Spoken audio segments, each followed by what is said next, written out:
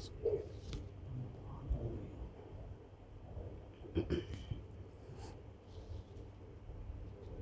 حول ولا قوة إلا بالله العلي العظيم. أعوذ بالله من الشيطان اللعين الرجيم. بسم الله الرحمن الرحيم. الحمد لله رب العالمين، والصلاة والسلام على أشرف الأنبياء والمرسلين، خاتم النبيين سيدنا ومولانا أبي القاسم محمد صلى الله عليه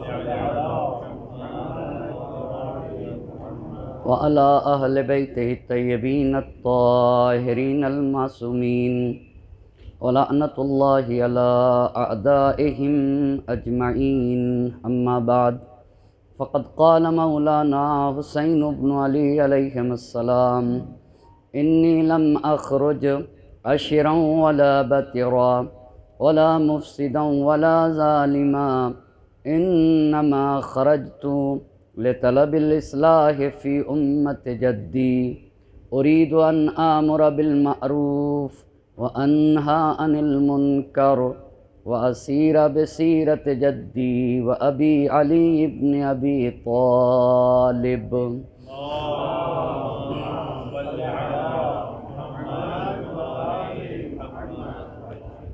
عشر مجالس کی نویں گفتگو ہے. امام عالی مقام کے وصیت نامے سے جس فقرے کو سرنامے سخن بنایا ہے، اس میں امام کا ارشاد ہو رہا ہے: انی لم اخرج اشرا ولا بطرا.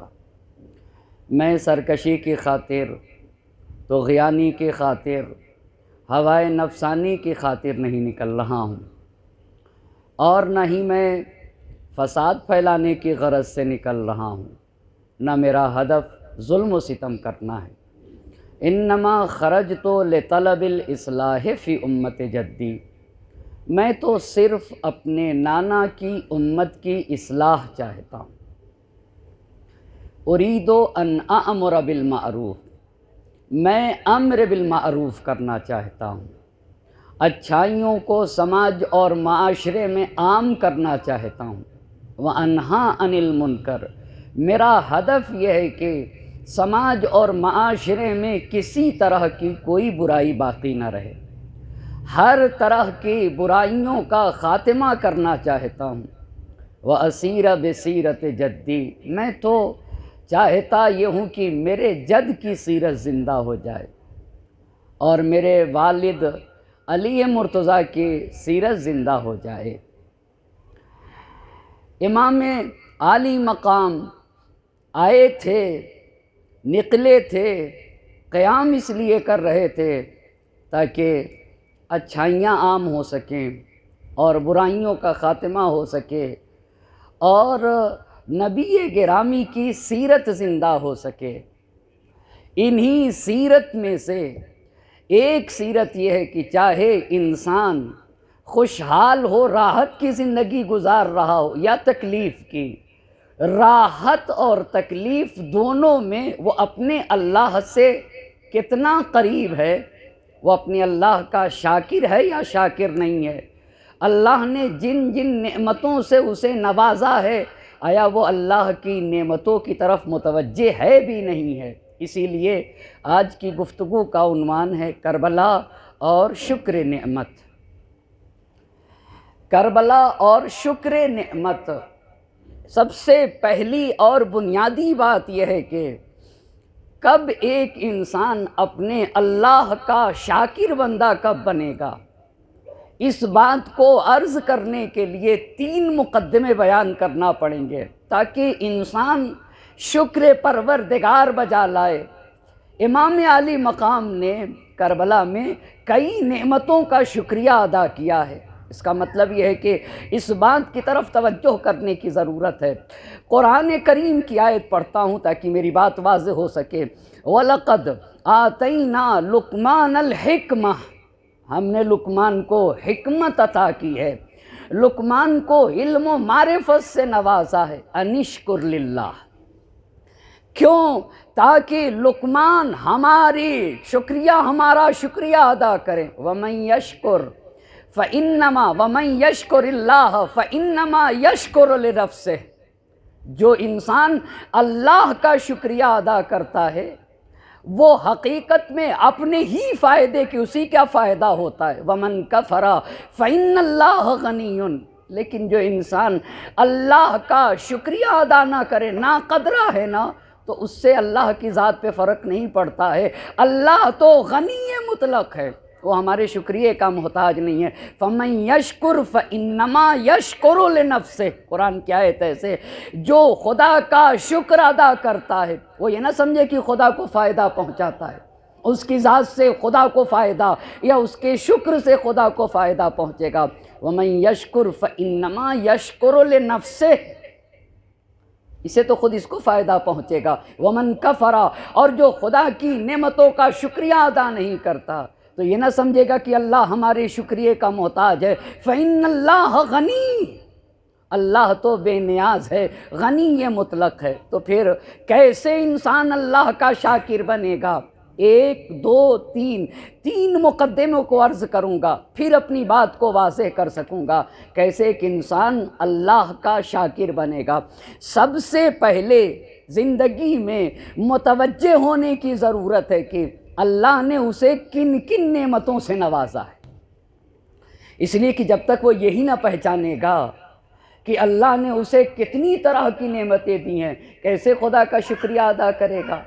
خود غفلت بھی ایک طرح کی ناقدری ہے، یعنی اللہ کی دی ہوئی نعمتوں سے غافل رہنا یہ خود ایک ناشکرا پن ہے، یہ ناقدری ہے اللہ کی نعمتوں کے۔ بس پہلے ضرورت ہے کہ متوجہ ہونے کی زندگی میں کہ کن کن نعمتوں سے مجھے نوازا ہے اللہ نے۔ اسی لیے قرآن کی آیت پس پہلا مقدمہ یہ ہوا کہ زندگی میں متوجہ رہنا کہ کن کن نعمتوں سے نوازا ہے۔ قرآن کی آیت پڑھتا ہوں، وَإِن تَعُدُّوا نِعْمَةَ اللَّهِ لَا تُحْصُوهَا، اب آئے انسان متوجہ ہو، اگر تم اللہ کی نعمتوں کو شمار کرنا چاہو تو تم اللہ کی دی ہوئی نعمتوں کو شمار نہیں کر سکتے۔ عجیب بات ہے، یعنی اس کا مطلب یہ متوجہ رہے کن کن نعمتوں سے، کتنی لامحدود نعمتوں سے نواز دیا ہے۔ ان تعدوا نعمت اللہ لا تحصوها، یہ ایک آیت۔ دوسری آیت اور پڑھتا ہوں، وَأَسْبَغَ عَلَيْكُمْ نِعَمَهُ ظَاهِرَةً وَبَاطِنَةً، اللہ نے تو تم کو بہت ساری نعمتوں سے مالا مال کیا ہے، کچھ ظاہری نعمتیں ہیں، کچھ نعمتیں دکھتی ہیں اور کچھ باطنی نعمت ہے جو تمہیں نہ دکھیں گی۔ بس پہلی بنیادی چیز یہ ہے کہ متوجہ رہے کہ انسان اتنی زندگی میں اس بات کی طرف متوجہ رہے کہ اللہ نے اسے کتنی طرح کی نعمتوں سے نوازا ہے۔ اس مقدمے کے لیے ایک روایت عرض کروں گا تاکہ اپنی بات کو بہتر طریقے سے واضح کر سکوں۔ ابو ہاشم طیار ہیں، ابو جعفر ہاشمی طیار، یعنی جناب جعفر طیار کے پوتے ہیں۔ جناب جعفر طیار کے پوتے زندان میں ڈال دیے جاتے ہیں، اور جب زندان میں ڈال دیے گئے تو جب واپس آتے ہیں تو دیکھتے ہیں کہ گھر میں کھانے کے لیے کچھ بھی نہیں ہے، مالی مشکلات میں گرفتار ہو جاتے ہیں۔ ابو ہاشم جعفری نام ہے، ابو ہاشم جعفری اس لیے کہتے ہیں کہ چونکہ جناب جعفر طیار کے پوتے تھے، زندان میں ڈالے گئے۔ اب جب زندان سے واپس آئے تو گھر میں مال دنیا میں سے کچھ بھی نہیں، اب اہل و عیال کے لیے کھانے کے لیے کچھ بھی نہیں، تو مالی مشکلات میں گرفتار ہوئے۔ سب سے زیادہ انسان تبھی پریشان ہوتا ہے جب مالی مشکلات میں گرفتار ہوتا ہے۔ 10ویں امام کا زمانہ، اب یہ سوچتے ہیں کہ 10ویں امام کے پاس چلتے ہیں شکایت کرنے کے لیے کہ میرا پورا خاندان، سارے کے سارے لوگ مالی مشکلات میں گرفتار ہوئے۔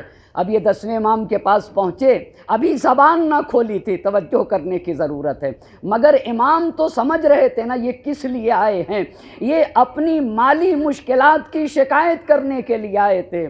امام نے کہا یہ بتاؤ، تم شکایت کرنے کے لیے تو آئے ہو اپنی مالی مشکلات کی، مگر کیا تم اس بات کی طرف متوجہ ہو اللہ نے تمہیں کتنی عظیم عظیم نعمتوں سے نوازا ہے؟ پہلی چیز شاکر بننے کے لیے زبان پہ شکوہ و گلا کے الفاظ کیوں آتے ہیں؟ اس لیے کہ ایک چھوٹی سی مشکل میں گرفتار ہوتا ہے تو سمجھتا ہے کہ مشکلات کے پہاڑ ٹوٹ گئے، جبکہ اللہ نے اسے بڑی عظیم عظیم نعمتوں سے نواز رکھا ہے، اس کی طرف متوجہ نہیں۔ امام نے کہا مال دنیا کی کمی میں گرفتار ہو گئے تو شکایت کرنے کے لیے آ گئے، جبکہ کیا تمہیں پتہ ہے اللہ نے تمہیں کتنی عظیم نعمتوں سے نوازا ہے؟ کہا اللہ نے تمہیں 3 بڑی نعمتوں سے نوازا ہے۔ پہلی نعمت، کیا تم نے اس اللہ کی دی ہوئی نعمت کا شکریہ ادا کر لیا؟ کیا تم نے اللہ کی اس دی ہوئی نعمت کا شکریہ ادا کیا کہ ایک مالی مشکلات میں گرفتار ہو کے شکوہ کرنے کے لیے آ گئے؟ امام وہ کون سی نعمت ہے؟ کہا اللہ نے تمہیں ایمان جیسی عظیم نعمت سے نوازا ہے۔ کیا میں اپنے سے پوچھتا ہوں، کیا میں نے یہ بھی کبھی سوچا کہ ایمان بھی نعمت ہے؟ کتنی عظیم بات ہے۔ اللہ کو ایک ماننا، قرآن پر اعتقاد رکھنا، رسول اللہ کو اس کا نبی ماننا، ائمہ اطہار کی ولایت رکھنا، یہ بہت بڑی نعمت ہے، یہ نعمت عظمیٰ ہے۔ کیا میں نے اس نعمت کا شکریہ ادا کیا؟ اب توجہ کرنے کے، اس کا مطلب یہ کہ ایمان بہت بڑی نعمت ہے۔ اس سے بڑا سرمایہ کیا ہو سکتا ہے؟ جو انسان کو ابدی بدبختی سے بچا لے اسی کو تو ایمان کہا جاتا ہے۔ جو ہمیشہ ہمیشہ کی گمراہی سے بچا لے اسی کو تو ایمان۔ کیا تم نے ایمان کا شکریہ ادا کر لیا؟ اب سمجھیے گا عزیزان محترم، اس روایت کو عرض کروں گا۔ ابھی ابو ہاشم جعفری کی روایت تو ناقص ہے نا، مگر دوسری روایت عرض کروں گا اسی بات کے اوپر۔ حضرت عیسیٰ علیہ السلام ہیں، راستے سے گزر رہے ہیں، دیکھا ایک انسان ہے خدا کا شکریہ ادا کر رہا ہے۔ اللہ تیرا شکر، خدایا تیرا شکر، معبود تیرا لاکھوں احسان، کروڑوں احسان ہے پروردگار۔ حضرت عیسیٰ علیہ السلام اس کے قریب گئے کہ آخر یہ بندہ پروردگار کا کیسے شکریہ ادا کرتا ہے۔ جب غور سے دیکھا تو دیکھا کہ آنکھوں سے نابینا ہے، آنکھیں نہیں ہیں مگر خدا کا شکریہ ادا کر رہا ہے۔ خدا کا کچھ بھی نہیں ہے اس کے پاس، پھر بھی اللہ کا شکریہ ادا کر رہا ہے۔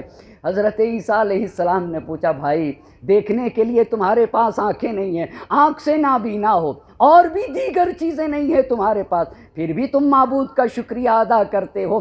بڑا عظیم درس دیا ہے اس روایت نے، پھر بھی تم اللہ کا شکریہ ادا کرتے ہو۔ تو اس شخص نے حضرت عیسیٰ علیہ السلام سے کہا اس پورے شہر میں، اس پوری بستی میں، اس پورے منطقے میں صرف ایک ہی موحد ہے، صرف ایک ہی مومن ہے، اور وہ میں ہوں۔ کہ میرے سوا کوئی مومن نہیں ہے، میرے سوا کوئی خدا کو وحدہ لا شریک ماننے والا نہیں ہے۔ اس پوری بستی میں اگر کسی کو نعمت ایمان سے مالا مال کیا ہے میرے معبود نے تو میری ذات ہے، وہ میں کیوں نہ اپنے خالق کا شکریہ ادا کروں؟ جہاں سب مشرکین ہیں وہاں ایک موحد ہے، وہاں ایک موحد ہے۔ اسی لیے تو کہا یہ شکریہ کی جگہ ہے کہ اللہ نے مجھے مومن بنایا ہے، اللہ نے مجھے موحد بنایا ہے، اللہ نے مجھے ایسا بنایا ہے کہ میں درخت کی پوجا نہیں کروں، میں خدائے وحدہ لا شریک کی بارگاہ میں اپنے سر تسلیم کو خم کروں۔ یہ کتنی عظیم نعمت ہے۔ اسی بات کو تو میرے مولا نے کہا ہے الہی کفا بی عزن ان اکون لکا عبدا وکفا بی فخرن ان تکون لی ربا۔ اے میرے اللہ، میری عزت کے لیے یہی کافی ہے کہ میں تیرا بندہ بن جاؤں، اور میرے فخر کے لیے یہی کافی ہے کہ تو میرا رب بن جا۔ الہی انتا کما احب، اے میرے اللہ تو ویسا رب ہے جیسا میں چاہتا ہوں، مجھے بھی ویسا بندہ بنا لے جیسا تو چاہتا ہے، مجھے بھی ویسا بندہ بنا لے۔ علامہ اقبال نے بڑی پیاری بات کہی ہے، وہ ایک سجدہ جسے تو گراں سمجھتا ہے، ہزار سجدوں سے دیتا ہے آدمی کو نجات۔ نماز نہیں پڑھتا ہے انسان، نماز پڑھ کے اپنی حریت کا پیغام سناتا ہے، یہ سر ہر کس و ناقص کے سامنے نہیں جھک سکتا ہے، یہ تو صرف خدائے وحدہ لا شریک کی بارگاہ میں جھکے گا۔ ہزاروں سر ہیں نمازیں جنہیں بچاتی ہیں، نماز کو جو بچا لے وہ سر حسین کا ہے۔ ہزاروں سر ہیں نمازیں، وہ ایک سجدہ جسے تو گراں سمجھتا ہے، ہزار سجدوں سے دیتا ہے۔ ان کی غلامی سے، ان کی غلامی سے، ان کے سامنے، کرسی کے سامنے سر جھکانے سے، ہر طرح کی غلامی سے جو نجات دیتے وہ سجدہ ہے، وہ سجدہ ہے۔ ہزاروں سر ہیں نمازیں جنہیں بچاتی ہیں، نماز کو جو بچا لے وہ سر حسین کا ہے۔ آدم و نوح کی عظمت کا نشاں ہے سجدہ، اور پے شیر خدا راحت جاں ہے سجدہ، راحت قلب رسول دوسرا ہے سجدہ۔ جس سے پیغمبر کو سکون مل جائے اسے سجدہ کہا جاتا ہے۔ جہاں انسان اپنے معبود سے سب سے زیادہ قریب ہوتا ہے وہ سجدے کی حالت ہے۔ بندگی کی معراج کو سجدہ کہا جاتا ہے، معراج بندگی کو سجدہ کہا جاتا ہے۔ میں اپنے اللہ کا شکریہ ادا کیوں نہ کروں، کیوں نہ کروں؟ اس شہر میں مجھے موحد بنایا ہے، مجھے صاحب ایمان بنایا ہے، مجھے دولت ایمان سے مالا مال کیا ہے۔ یہ کتنی عظیم نعمت ہے۔ 10ویں امام نے ابو ہاشم جعفری سے کہا کہ کیا تم نے نعمت ایمان کا شکریہ ادا کر لیا کہ مالی مشکلات کی بنیاد کے اوپر آ کے شکایت کرنے لگے؟ یہ پہلی نعمت۔ اب توجہ کریے گا، یہ سماج اور معاشرے میں اور خاص طور سے کورونا کے زمانے میں یہ بیماری پھیلی ہوئی ہے۔ اللہ نہ کرے کوئی اس میں گرفتار ہو، مگر میں انصاف سے پوچھنا چاہتا ہوں، وہ انسان جس کو وینٹیلیٹر پہ لٹایا گیا ہو اور وہ ہو اور ایک طرف پوری دنیا ہو، اس سے کہا جائے توجہ کرنے کی ضرورت ہے۔ ایسے انسان سے آپ پوچھئے، یہ بتاؤ صحت و سلامتی چاہتے ہو یا دنیا چاہتے ہو؟ کیا لے گا؟ وینٹیلیٹر پر لیٹا ہوا انسان، وینٹیلیٹر پر لیٹا ہوا انسان، اس سے پوچھئے تمہیں یہ پورا شہر چاہیے، پوری دنیا چاہیے، یا نہیں تمہیں صحت و سلامتی اور حیات چاہیے؟ آپ انصاف سے بتائیے کیا چنے گا؟ ہرگز نہیں دنیا کو چنے گا، ہرگز نہیں۔ کہے گا مجھے مال نہیں چاہیے، مجھے دولت نہیں چاہیے، مجھے کچھ بھی نہیں چاہیے، مجھے تو صحت و سلامتی و تندرستی چاہیے۔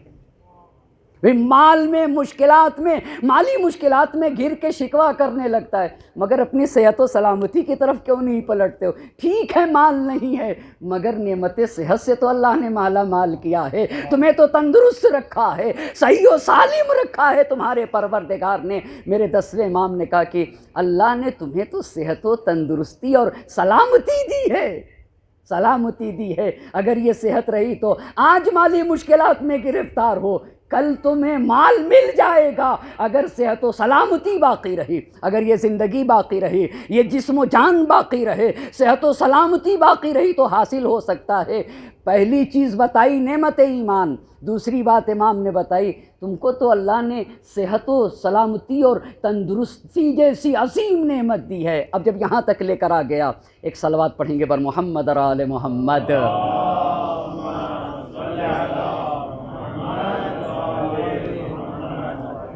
مجھے لگتا ہے کہ میں کچھ جلدی بولنے لگتا ہوں، مگر رک کے آہستہ آہستہ اپنی بات کو عرض کرنا چاہوں گا۔ پہلی بات، اللہ نے تمہیں نعمت ایمان سے نوازا ہے، یہ عشق حسین، یہ ولائے حسین، یہ محبت اہل بیت۔ یہی تو میرے چھٹے امام نے پوچھا آنے والے سے، غریب تھا، آنے والے سے پوچھا تم غریب ہو؟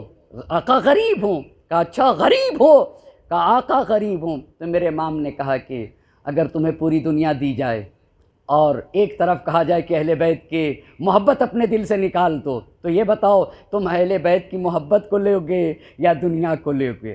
تو بڑا بامعرفت انسان تھا، کہا آقا دنیا چھوڑ دوں گا، آپ کی محبت لے لوں گا۔ کہا اس کا مطلب ہے کہ ہماری محبت کا دنیا کے مقابلہ میں دنیا ہماری محبت کا مقابلہ نہیں کر سکتی۔ کہا جس کے دل میں ہم اہل بیت کی محبت ہو وہ کیسے غریب ہو سکتا ہے؟ وہ تو دنیا کا سب سے امیر فرد ہوگا، اس لیے کہ اس محبت کا پوری دنیا ہی بدلہ نہیں بن سکتی ہے۔ کہا تم محبت کے مقابل میں پوری دنیا چھوڑ دو گے، جس کے دل میں ہم اہل بیت کی محبت ہو وہ کیسے غریب کہا جا سکتا ہے؟ دنیا کا سب سے امیر انسان وہی ہے جس کے دل میں ولائے اہل بیت پائی جائے، اور بس سب سے امیر انسان ہے، سب سے غنی انسان وہ ہے۔ اے ابو ہاشم جعفری، تم کو تو اللہ نے صحت و سلامتی دی ہے، صحت و سلامتی دی ہے، صحت و سلامتی دی ہے، اور مالی مشکلات میں گرفتار ہو کر شکوہ کرنے کے لیے آ گئے۔ یہاں کے اوپر اس حدیث کو نقل کرنا چاہوں گا۔ مولائے کائنات حضرت علی ابن ابی طالب علیہ الصلاۃ والسلام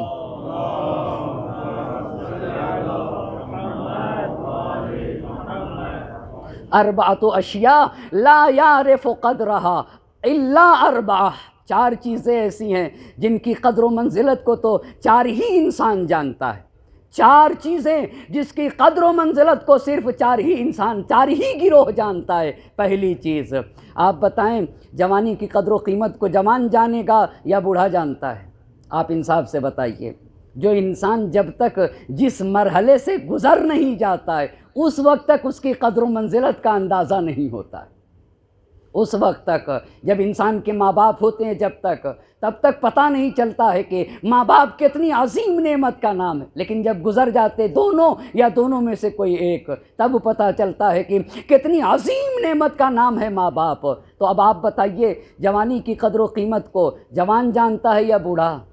آپ بوڑھے سے پوچھئے نا، بوڑھے انسان سے پوچھئے جو جوانی کے مرحلے سے گزر چکا ہے، اس سے پوچھئے جوانی کسے کہتے ہیں، اس سے پوچھئے۔ اب چونکہ ہمارے سامنے بزرگ بھی بیٹھے ہوئے ہیں، وگرنہ میں چند مثالوں سے اپنی بات کو اور بہتر طریقے سے واضح کر سکوں گا، لیکن مثال نہ دے سکوں گا اور نہ دوں گا، مگر بات واضح کر لے جاؤں گا بغیر مثال کے۔ کہا الشباب لا یعرف قدرہ الا الشیوخ، جوانی کی قدر و منزلت کو اگر پوچھنا ہے نا تو بوڑھوں سے پوچھو۔ یا ابا ذر اغتنم شبابک قبل حرمک، اے ابو ذر اپنی جوانی کی قدر کرو بوڑھاپے سے پہلے، جوانی میں خوب تلاش کر لو تاکہ بڑھاپے میں تمہیں ادھر ادھر بھاگنا نہ پڑے۔ اپنی پوری تلاش و کوشش کرو، جتنی جان دی ہے، طاقت دی ہے، قوت ہے تمہارے بدن میں، اپنی اس آج کی طاقت سے کل کے لیے فائدہ اٹھاؤ، کل کے لیے اپنے بڑھاپے کی فکر کرو، مگر کب فکر کرنا ہوگا؟ جوانی میں۔ بس جوانی کی قدر و قیمت کون بتائے گا؟ کون؟ اسی لیے اب توجہ کریے گا، بات پہ بات آ رہی ہے نا، مگر میں اسی سے جڑا ہوا ہوں۔ حدیث میں یہ ہے کہ جب تمہیں مشورہ کرنا ہو تو پہلے جوان سے کرو پھر بوڑھے سے کرو۔ کیوں؟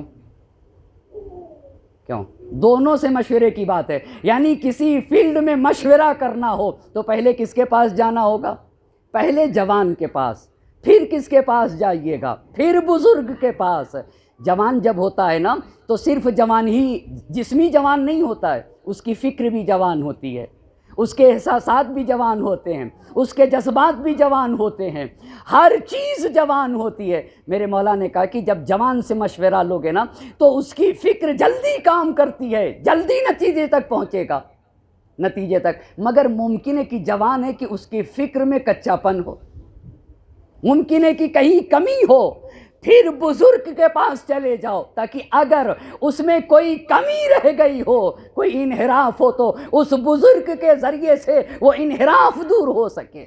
کتنی عظیم بات ہے، اس نے 60 سال نہیں گزارے ہیں، ایک جملے میں 60 سال کا تجربہ پیش کرتا ہے۔ ایک بزرگ انسان صرف عمر نہیں گزارتا ہے، جتنی اس کی عمر ہوتی ہے اس ایک جملے میں اپنی پوری عمر کا تجربہ پیش کرتا ہے۔ تو الشباب لا یعرف قدرہ الا الشیوخ، جوانی کی قدر و منزلت کون بتائے گا؟ کون بتائے گا؟ جوانی کی قدر و منزلت تو بوڑھا انسان بتائے گا، پہلی بات۔ دوسری بات العافیت لا یعرف قدرہ الا اہل البلا، کا امن کی قدر و قیمت کو کون بتائے گا؟ سکون، چین، اطمینان۔ آپ یہ بتائیے، جس شہر میں جنگ ہو، جس ملک میں لڑائی ہو، جس جگہ بمباری ہو رہی ہو، وہاں کے اوپر کچھ کیا جا سکتا ہے؟ وہاں پہ بزنس ہو سکے گا؟ وہاں پہ عبادت ہو سکے گی؟ وہاں پہ مجلس و ماتم ہو سکیں گے؟ کیا کوئی بھی کام ہو سکتا ہے؟ آج ہمیں امن جو ہمارے، مثال کے طور پر یہاں کتنا پیارا امن ہے، مگر چونکہ ہم امن میں بیٹھے ہوئے ہیں لہٰذا ہم کو امن کی قدر و قیمت کا اندازہ نہیں ہے۔ یمن والوں سے پوچھئے نا، آپ یمن سے پوچھئے، وہ بتائیں گے، اس لیے کہ جس کے پاس جو نعمت ہوتی ہے، جو نعمت ہوتی ہے اس کو اس نعمت کی اہمیت کا اندازہ نہیں ہوتا ہے. جن کے پاس وہ نعمت نہیں ہوتی. میں آپ سے انصاف سے پوچھتا ہوں، فلسطین والوں سے، یمن والوں سے پوچھئے، وہ خوب بتائیں گے کہ امن و امان کی قدر و قیمت کیا ہے. اگر سماج اور معاشرے میں اگر زمین کے اوپر امن نہ ہو تو کوئی بھی کام نہیں ہو سکتا ہے. گھر کے اندر بیٹھ کے پڑھ بھی تو نہیں سکتا ہے. کیوں؟ اس لیے کہ امن نہیں ہے، نا امنی قائم ہے.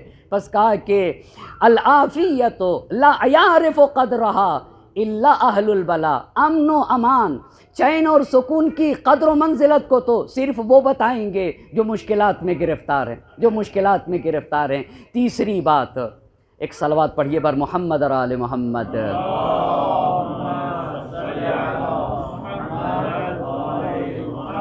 اب آپ کو بتانا پڑے گا. پس پہلی چیز کیا ہو گئی؟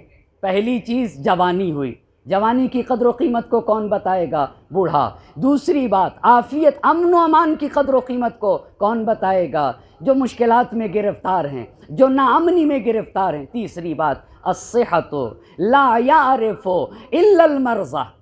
الصحت لا یعرف قدرها الا المرضى. صحت، سلامتی، تندرستی، مجھے اگر تندرستی اور صحت و سلامتی حاصل ہے تو اس کی قدر و قیمت، جو بیمار ہیں، ہاسپٹل میں جو گرفتار ہیں، بیماری میں گرفتار ہیں، آپ ان سے جا کر پوچھئے، وہ بتائیں گے صحت و سلامتی اور تندرستی کی قدر و قیمت کیا ہے. 3 باتیں. اب آئیے چوتھی بات الحیات. زندگی نعمت ہے یا نہیں؟ جی، زندگی مگر نعمت ہے یا نہیں ہے؟ سب سے بڑی نعمت ہے. قرآن نے کہا ہے اگر زندگی نہ ہو تو کچھ بھی نہیں ہو سکتا، نا کچھ بھی نہیں ہو سکتا. بس سب سے بڑی، اگر کل کوئی پوچھے کہ یہ بتائیے سب سے بڑی نعمت کیا ہے، یہی زندگی جو ہم اور آپ جی رہے ہیں. اس سے بڑی، اس لیے کہ قرآن نے اپنی پہلی آیت میں کہا ہے اقرأ بسم ربک الذی خلق. خلق کی لفظ کیا کہہ رہی ہے؟ پڑھیے اس خدا کے نام سے جس نے پیدا کیا ہے، جس نے زندگی دی ہے، جس نے حیات دی ہے. اب آپ سے پوچھنا چاہوں گا، زندگی کے بعد دوسری جو سب سے بڑی نعمت ہے وہ کیا ہے؟ آپ بتائیں، آپ مجھے بتائیے. بھائی سب سے پہلی نعمت تو زندگی اسی آیت میں ہے. اقرا اقرا اقرا اقرا بسم ربک الذی خلق. بس دوسری نعمت کیا ہو گئی؟ علم. دلیل کیا ہے؟ شہید ثانی رحمۃ اللہ علیہ کے بیٹے نے کہا کہ سب سے پہلا اس میں جہاں حیات کا تذکرہ ہے. اچھا کیسے تذکرہ ہے سنیے گا عزیزان محترم. اقرا بسم ربک الذی خلق خلق الانسان من علق اقرا وربک الاکرم الذی علم بالقلم علم الانسان ما لم یعلم. اچھا پڑھیے اس خدا کے نام سے جس نے پیدا کیا، وہ خدا جس نے انسان کو خون کے لوتھڑے سے پیدا کیا، وہ خدا جو مکرم ہے، جس نے انسان کو قلم کے ذریعے سے تعلیم دی، جس نے انسان کو وہ باتیں بتائی ہیں جو وہ نہیں جانتا تھا. بس سب سے پہلی نعمت حیات، اور حیات کے بعد علم. کیوں؟ اس لیے کہ اگر حیات کے بعد کوئی اور عظیم نعمت ہوتی تو قرآن اس کا تذکرہ کرتا. لیکن وہاں کے اوپر شہید ثانی رحمۃ اللہ علیہ کے بیٹے نے ایک سوال کیا. اس میں آیت میں شروع میں ہے کہ خون کے لوتھڑے سے پیدا کیا. بہت غور کریے گا، خون کے لوتھڑے سے پیدا کیا. اور آخر میں آیت کہہ رہی ہے کہ خدا نے انسان کو وہ باتیں بتائیں جو وہ جان نہیں سکتا تھا. علم الانسان ما لم یعلم. وہ باتیں بتائیں جسے وہ جان نہیں سکتا تھا، قلم کے ذریعے سے تعلیم دی. تو خون کے لوتھڑے اور تعلیم میں کیا ربط ہے؟ کیوں 2 باتوں کا تذکرہ کر دیا؟ بہت پیاری بات کہہ رہے ہیں بھائی، انسان کو خون کے لوتھڑے سے پیدا کیا، اور آخری آیت کہہ رہی ہے کہ علم الانسان ما لم یعلم. اسے تو قلم کے ذریعے سے تعلیم دیا. کہا خون کے لوتھڑے کو کہہ کے قرآن بتانا چاہتا ہے انسان پست ہے.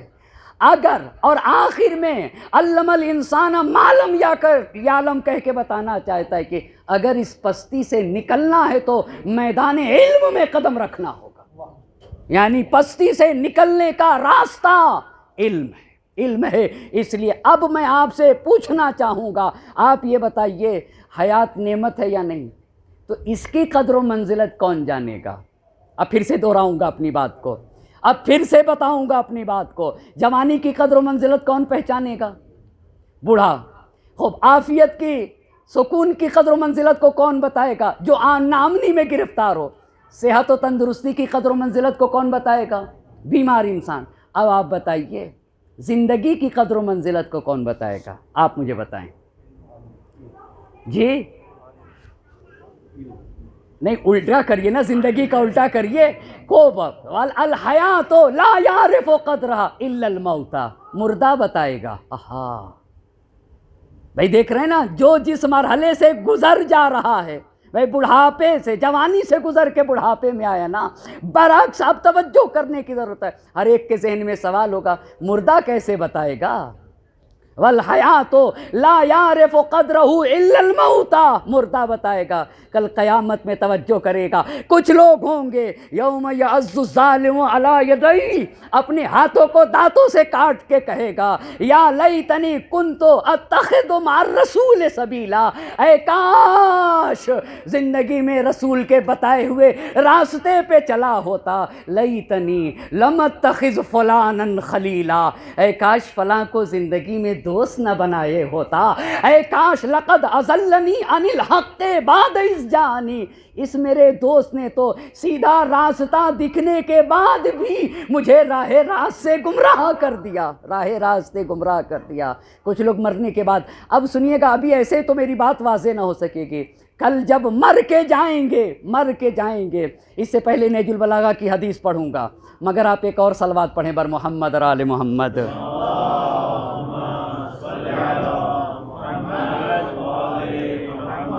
ہمیں ٹائم کا بھی ڈر لگا رہتا ہے. ایک صلوات پڑھیے بر محمد اور آل محمد.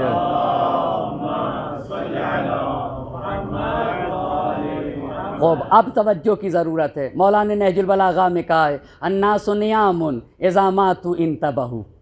عجب، لوگ سوئے ہوئے ہیں، جب مریں گے تب جگیں گے.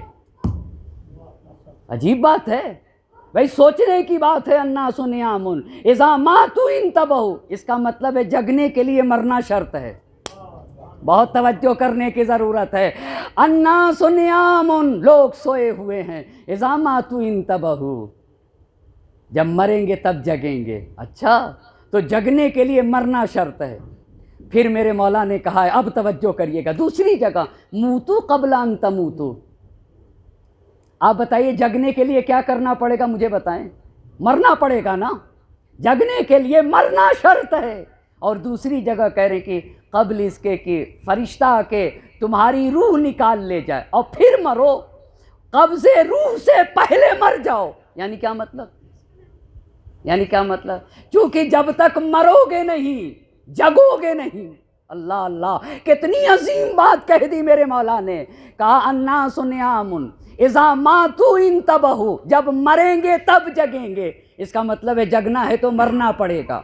تو موت بھی دو طرح کی، ایک فرشتہ قبض روح کرے تب انسان مرے گا، کہ قبل اس کے کہ فرشتہ آ کے قبض روح کرے اس سے پہلے مر جاؤ، یعنی اس سے پہلے بیدار ہو جاؤ. قبل اس کے کہ وہاں جا کے بیدار ہونا پڑے، تم اسی زندگی میں بیدار ہو جاؤ، اسی دنیاوی زندگی میں بیدار ہو جاؤ. اب سمجھو کرنے کی ضرورت. جب کل مر کے جائیں گے تو ہم نے کسی کی مدد، بڑے بڑے کام کیے ہوں گے، اسکول بنائے ہوں گے، کالج بنائے ہوں گے. اگر لگا دوں نا، اگر، چونکہ اگر یہ باتیں سمجھ میں آ جاتی تو اب تک سب ہماری قوم کے پاس ہوتا. چلے بھائی، کالج بنائے ہیں، اسکول بنائے ہیں، یونیورسٹی بنائی ہیں، ہاسپٹل بنائے ہیں، کسی کو پڑھا دیا ہے، انجینئر بنایا ہے، کچھ بھی کیا ہے، سب کچھ کیا ہے، مگر کچھ کام نہ آیا.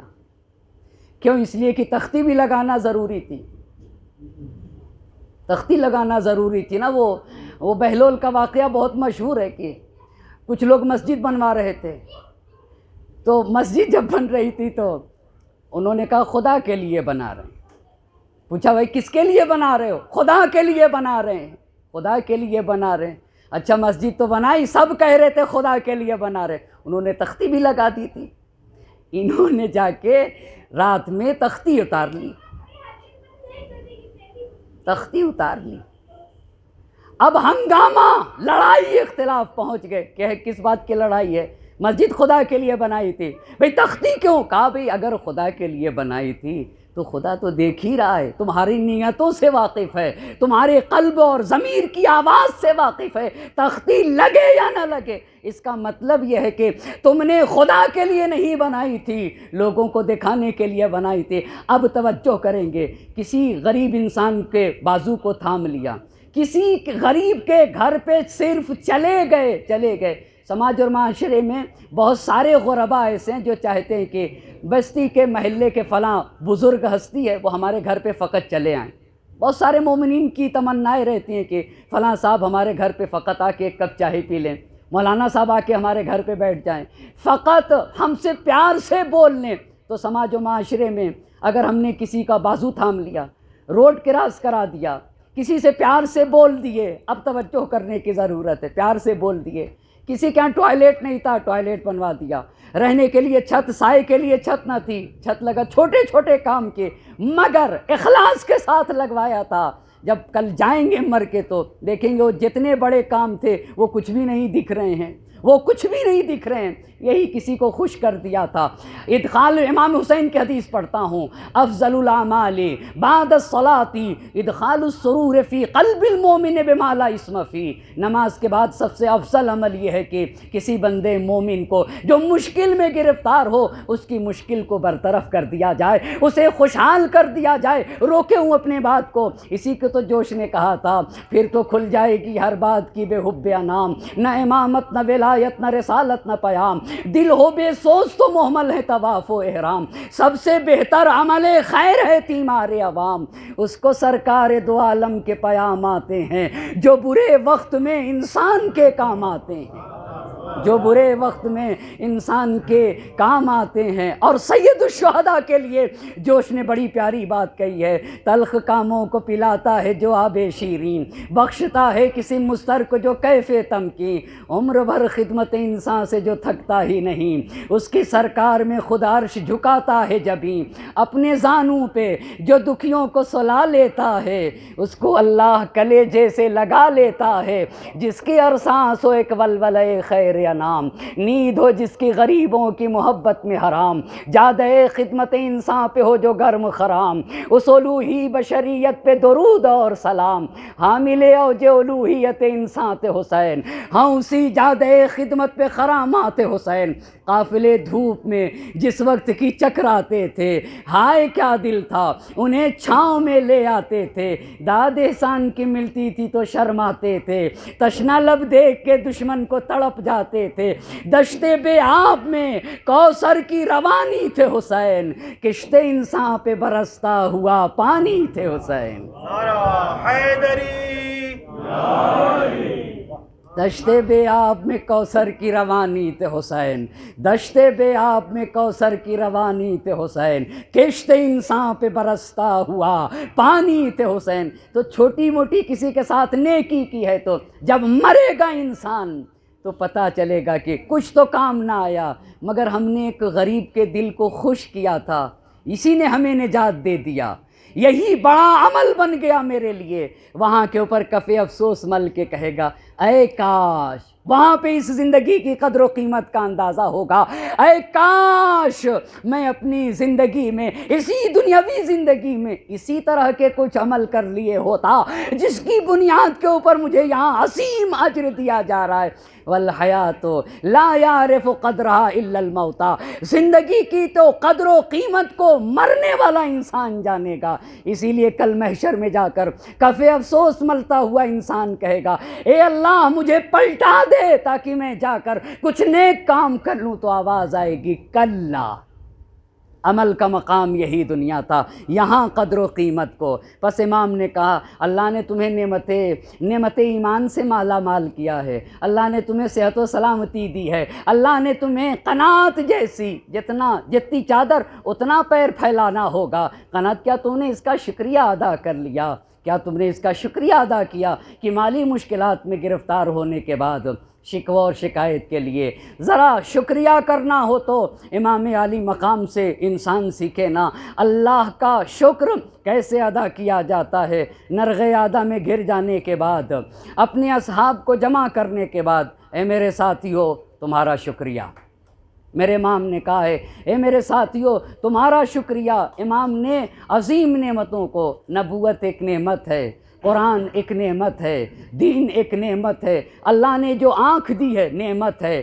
کان نعمت ہے، قلب نعمت ہے، ان 6 نعمتوں کا عاشور کے دن شب عاشور نرغ عادہ میں گھرنے کے بعد اسنی علی اللہ احسن الثناء واحمدہ علی السراء والضراء، میں تو راحت اور تکلیف میں اپنے اللہ کا شکر گزار ہوں۔ بڑی پیاری بات علامہ تقی جعفری رحمۃ اللہ علیہ نے لکھی ہے کہ حسین کے الفاظ سے کسی کو اندازہ نہیں ہو سکتا ہے کہ حسین نرغ عادہ میں ہیں یا حسین مدینے میں اپنے گھر ہیں۔ بس عزیزان محترم، زحمت کو تمام کر رہا ہوں۔ اے اللہ تیرا شکر ہے، حسین کے لیے فرق نہیں کرتا ہے، مشکلات میں گھرنے کے بعد بھی حسین تیرا ویسے ہی شکر ادا کریں گے جس طریقے سے راحت اور سکون کے عالم میں جانیں قربان ہو جائیں۔ پوری رات شب عاشور کی زہرا کے لال نے عبادت میں گزار دیا۔ لہم دوی کدوی النحل ما بین راکع وقائم وساجد، مقتل کا سناٹا تھا، مقتل کا سناٹا تھا، چاروں طرف سے حسین اور اصحاب حسینی نرغ عادہ میں گھرے ہوئے تھے، اور کوئی رکوع میں کہہ رہا تھا سبحان ربی الاعلیٰ و بحمدہ، سبحان ربی العظیم و بحمدہ، اور کوئی سجدے میں سر رکھ کر کہہ رہا تھا سبحان ربی الاعلیٰ و بحمدہ۔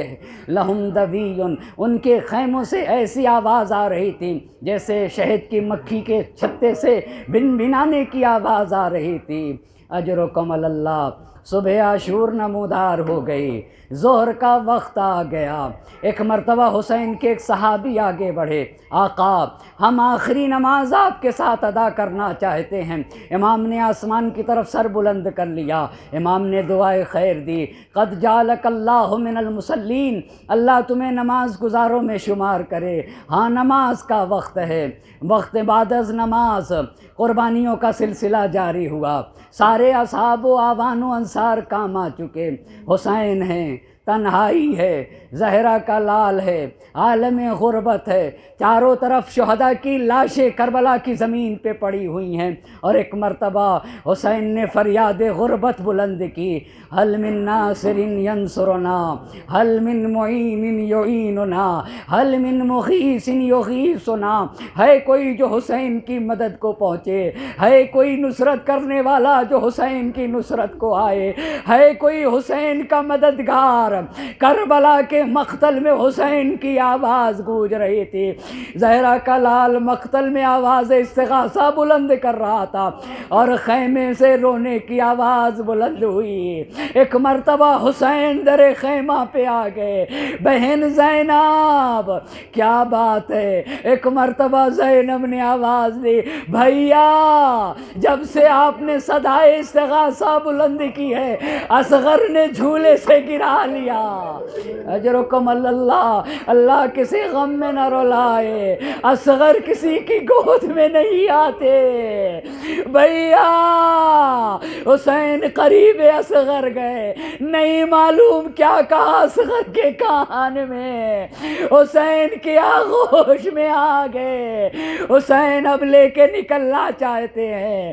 علماء نے لکھا ہے کہ رباب در خیمہ پہ سر جھکائے کھڑی ہوئی تھی، سر جھکائے کھڑی ہوئی تھی۔ اجرکم اللہ، حسین لے کے چلے، ایک بلندی پہ گئے، ایک مرتبہ فوج اشقیاء کی طرف دیکھ کے کہا اے جفاکارو، اگر تمہاری نگاہ میں حسین خطاوار ہے اجرکم اللہ، اللہ کسی غم میں نہ رلائے سوائے غم سید الشہداء کے۔ ارے اگر تمہاری نگاہ میں حسین خطاوار، اس بچے نے کیا خطا کیا ہے، میرا اصغر 3 دن کا بھوکا پیاسا، اسے ایک قطرہ آب دے دو۔ اجرکم اللہ، اللہ کسی غم میں نہ رلائے سوائے غم سید الشہداء کے، کوئی اثر نہ ہوا۔ امام نے کہا اگر تم یہ سمجھتے ہو کہ اصغر کے بہانے میں پانی پی لوں گا لوئی سے میں جلتی ریت پہ رکھ دیتا ہوں، اپنے ہاتھوں سے پانی پلا دو۔ ارے جلتی زمین تھی، فوراً اصغر کو اٹھا لیا، اصغر کو اٹھا لیا، کوئی اثر نہ ہوا۔ اے میرے لال اصغر، ارے تم حجت خدا کے فرزند ہو، اپنی حجت کو تمام کر دو۔ اجرکم اللہ، اللہ کسی غم میں نہ رلائے سوائے غم سید الشہداء کے۔ میرے اصغر، تم حجت خدا کی فرزند ہو، اپنی حجت کو تمام کر دو۔ ایک مرتبہ پپڑائے ہوئے ہونٹوں پہ سوکھی زبان پھیرنا شروع کر دیا۔ ارے فوج اشقیاء منہ پھیر پھیر کے رونے لگی۔ اصغر کی سوکھی زبان، پپڑائے ہوئے ہونٹ، فوج اشقیاء میں کوہرام مچ گیا۔ ارملا آگے بڑھا، ایک مرتبہ آواز آئی، آئینہ آئینہ ارملا، اقطع کلام الحسین۔ اے ارملا کہاں ہے؟ حسین کے کلام کو منقطع کر دے۔ ارملا نے تیر تلے کمان میں جوڑ لیا، مگر تیر نہ چلا پا رہا تھا۔ اے ارملا، ارے تیر چلانا چاہتا ہوں، نبی آ جاتے ہیں۔ اجرکم اللہ، ایک مرتبہ تیر چلا، گلو علی اصغر پہ چھید کر ایک طرف سے دوسری طرف نکل گیا۔ فانقلب الصبی علی یدی الامام، بچہ باپ کے ہاتھوں پہ منقلب ہو گیا۔ فانقلب، امام نے سر جھکا کے دیکھا، بچہ مسکرا رہا تھا۔ علی اصغر کا خون اپنے چلو میں لے لیا، چہرے پہ مل کے آواز دی، اے میرے اللہ، تو گواہ رہنا، یہ قربانی تیری نگاہوں کے سامنے تھی، وگرنہ حسین کے لیے بڑا سخت تھا۔ اجرکم اللہ، حسین نے اصغر کو لیا، خیام کی طرف آگے بڑھے۔ ایک مرتبہ آگے بڑھنا چاہ رہے تھے مگر قدم نہ بڑھ رہے تھے، قدم نہ بڑھ رہے تھے۔ رباب سکینہ کو کیسے دکھاؤں گا، رباب کیسے برداشت کرے گی؟ جاتے تھے انا للہ و انا الیہ راجعون، قدم آگے بڑھاتے تھے، پیچھے ہٹ جاتے تھے۔ ارے رباب ماں ہے، برداشت نہ کر سکے گی۔ انا للہ و انا الیہ راجعون، رزم بقضائہ و تسلیما لامرہ لا معبود سواک۔ انا للہ، در خیمہ پہ پہنچ گئے، آواز دی، رباب، مقتل کی آواز ہے، آواز کا سننا تھا۔ اجرکم اللہ، اللہ کسی غم میں نہ رلائے، روا آواز کا سننا تھا۔ ایک طرف سے رباب چلی، دوسری طرف سے سکینہ چلی، مگر سکینہ جلدی پہنچ گئی۔ کیوں جلدی پہنچ گئی؟ شاید رباب کے قدم نہ اٹھ رہے ہو۔ رباب، سکینہ نے بابا کو دیکھ لیا، بابا اصغر کو پانی پلا لائے، میں پیاسی رہ گئی۔ ایک مرتبہ ابا کا دامن الٹا، بچی نے بھائی کو دیکھا، تڑپ گئی۔ رباب، اے رباب، اپنے بچے کو لے جاؤ۔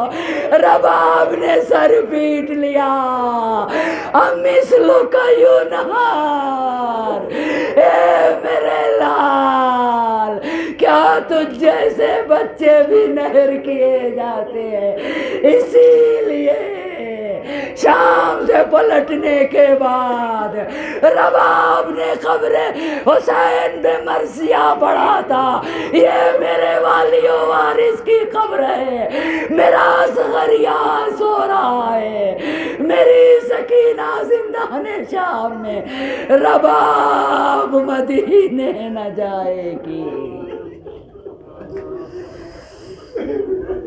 اللہ اکبر۔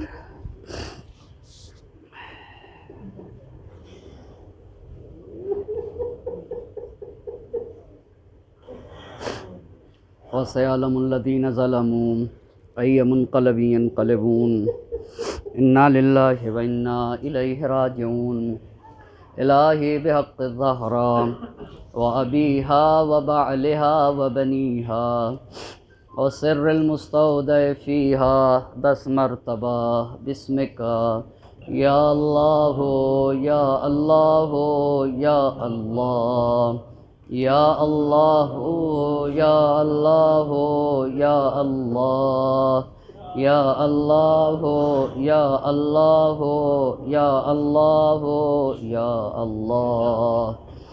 خدا تجھے واسطہ ہے محمد اور آل محمد کا، ہماری اس مختصر سی عبادت کو اپنی بارگاہ میں قبول فرما، ہماری ناسوؤں کو رمال زہرا میں جگہ عنایت فرما، ہماری اس مختصر سی عزا کو شرف قبولیت عطا فرما، حاضرین مجلس کی تمام حاجات شرعیہ کو پورا فرما دے، ہم میں جو مقروض ہیں ان کے قرض کو ادا فرما، ہم میں جو بیمار ہیں انہیں شفائے کامل و عاجل عنایت فرما۔ معبود دنیا میں جہاں کہیں بھی مومنین جن بیماری میں خاص طور سے کرونا کی بیماری میں گرفتار ہیں، بالاخص ہمارے طلاب میں مولانا رضوان صاحب، مولانا نعیم صاحب اور دیگر طلاب ذوی احترام، علماء، مراجع، جو بھی جن مشکلات میں گرفتار ہے، خاص طور سے اگر کرونا کی مشکلات میں گرفتار ہیں، معبود تجھے آبروئے سید الشہداء کا واسطہ ان کو ہر طرح کی بیماری سے شفائے کامل و عاجل عنایت فرما۔ معبود تجھے واسطہ ہے محمد اور آل محمد کا، ہماری اس مختصر سی عبادت کو اپنی بارگاہ میں قبول فرما۔ معبود تجھے واسطہ ہے محمد اور آل محمد کا، وقت کے امام قوم سے راضی و خوشنود فرما، ان کے ظہور میں تعجیل فرما اور ہمیں ان کے اعوان و انصار میں شمار فرما۔ ربنا تقبل منا انک انت السمیع العلیم، ماتم حسین۔